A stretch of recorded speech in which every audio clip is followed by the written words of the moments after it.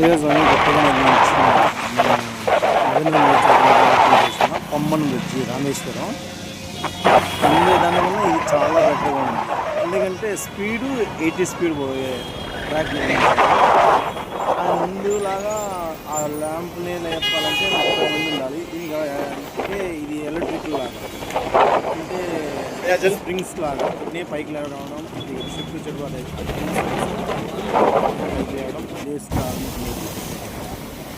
ఇది వచ్చి రామేశ్వరంలోని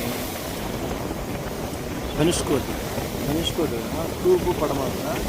one side ఏమో 6 మంత్ తర్వాత అలలు స్టార్ట్ అవుతుంది, వన్ సైడ్ 6 మంత్ అంటే మార్చి ధనుష్కోటి.